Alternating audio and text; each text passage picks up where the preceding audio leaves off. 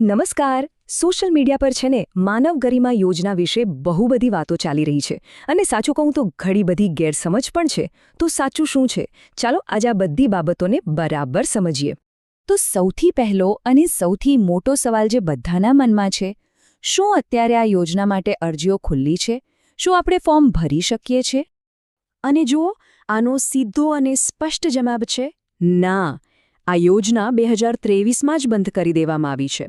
પણ સવાલ એ છે કે આવું કેમ થયું? આટલી સારી યોજના અચાનક બંધ કેમ થઈ ગઈ? ચાલો એનું કારણ જાણીએ. તો બસ અહીંથી જ આપણી વાત આગળ વધે છે. આપણે સમજવાનું છે કે આટલો મોટો ફેરફાર શા માટે આવ્યો. એક યોજના જે આટલી લોકપ્રિય હતી એ અચાનક બંધ કેમ થઈ? અને એની જગ્યાએ હવે શું છે? જેમને ખબર નથી એમના માટે ચલો ફટાફટ યાદ કરી લઈએ કે આ માનવ ગરિમા યોજના હતી શું. આ ગુજરાત સરકારના સામાજિક ન્યાય અને અધિકારીતા વિભાગની એક યોજના હતી. એનો મુખ્ય હેતુ એ જ હતો કે જે ઓછી આવકવાળા લોકો છે એમને પોતાનો નાનો મોટો ધંધો શરૂ કરવા માટે મફતમાં ટૂલકિટ કે સાધનો આપવામાં આવે, જેથી કરીને તેઓ આત્મનિર્ભર બની શકે, પોતાના પગ પર ઊભા રહી શકે.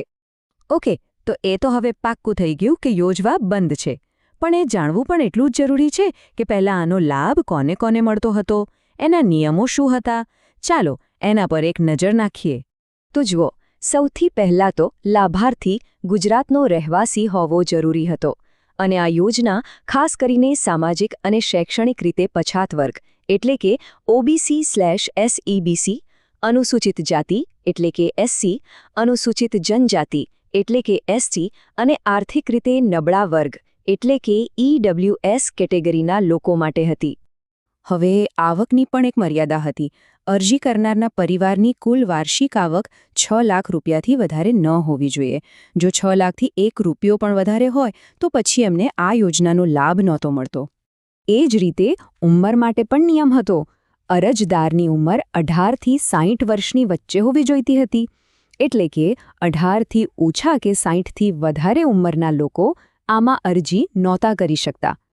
અને આ યોજના કંઈ 1-2 વ્યવસાય માટે નહોતી. આની અંદર લગભગ 28 જેટલા અલગ અલગ વ્યવસાયો માટે ટૂલકિટ આપવામાં આવતી હતી. જેમ કે દરજી કામ કરવું હોય, પ્લમ્બિંગનું કામ હોય, કડિયા કામ હોય કે પછી મોબાઈલ રિપેરિંગ, આવા ઘણા બધા વ્યવસાયોનો સમાવેશ થતો હતો. તો સવાલ એ જ છે કે બધું બરાબર ચાલતું હતું તો પછી એવું તો શું થયું કે આટલી મોટી અને ઉપયોગી યોજના બંધ કરવી પડી? બસ હવે આપણે એ જ નિર્ણાયક વળાંક પર આવી રહ્યા છીએ જ્યાંથી આ આખી વાત બદલાઈ ગઈ. અને આ બધા ફેરફાર પાછળનું મુખ્ય કારણ છે કેન્દ્ર સરકારની એક નવી યોજના, જેનું નામ છે PM વિશ્વકર્મા યોજના. જેવી આ રાષ્ટ્રીય કક્ષાની યોજના આવી એની સીધી અસર ગુજરાતની રાજ્ય સરકારની યોજનાઓ પર પડી. હવે જુઓ, અહીંયા જ આખી ગેમ બદલાઈ. થયું એવું કે કેન્દ્ર સરકારની જે PM વિશ્વકર્મા યોજના આવી એમાં ઘણા બધા પરંપરાગત વ્યવસાયોને આવરી લેવામાં આવ્યા. તો રાજ્ય સરકારે શું કર્યું? જે વ્યવસાયો PM વિશ્વકર્મામાં આવી ગયા એમને રાજ્યની માનવ ગરિમા અને માનવ કલ્યાણ યોજનામાંથી હટાવી દીધા. અને પછી જે બાકીના વ્યવસાયો બચ્યા એના માટે આ બંને યોજનાઓને ભેગી કરીને એક નવી યોજના બનાવી દીધી. તો પછી હવે શું? અત્યારે કઈ યોજના ચાલુ છે? જો માનવ ગરિમા યોજના નથી તો પછી વિકલ્પ શું છે? ચાલો હવે આપણે અત્યારની હકીકત શું છે એ સમજીએ. તો ટૂંકમાં વાત એમ છે કે માનવ ગરિમા અને માનવ કલ્યાણ આ બંને યોજનાઓને ભેળવી દેવામાં આવી છે. અને હવે ફક્ત એક જ યોજના અસ્તિત્વમાં છે, જેનું નામ છે નવી માનવ કલ્યાણ યોજના. અને યાદ રાખજો, આ નવી યોજનામાં એવા જ વ્યવસાયો છે જે PM વિશ્વકર્મા યોજનામાં નથી આવતા. અને આ વાતને સમર્થન આપતા સ્ત્રોત પણ એ જ કહે છે કે જ્યારથી PM વિશ્વકર્મા યોજના આવી ત્યારથી સરકારે માનવ ગરિમા યોજના બંધ કરી દીધી છે. 2023 પછી આ યોજના માટે કોઈ અરજી લેવામાં આવી નથી. એટલે સોશિયલ મીડિયા પર જે કંઈ પણ ચાલી રહ્યું છે કે ફોર્મ ભરાય છે એ વાત તદ્દન ખોટી છે. ઓકે, તો શું થયું એ હવે આપણને બરાબર સમજાઈ ગયું. તો હવે આગળ શું? હવે શું કરવું જોઈએ? ચાલો હવે એના વિશે વાત કરીએ. તો હવે આગળનો રસ્તો એકદમ સાફ છે. 3 મુખ્ય વાતો ધ્યાનમાં રાખવાની છે. પહેલું, જૂની યોજના વિશે જે પણ ખોટી માહિતી કે અફવાઓ ફેલાઈ રહી છે એનાથી સાવધાન રહો.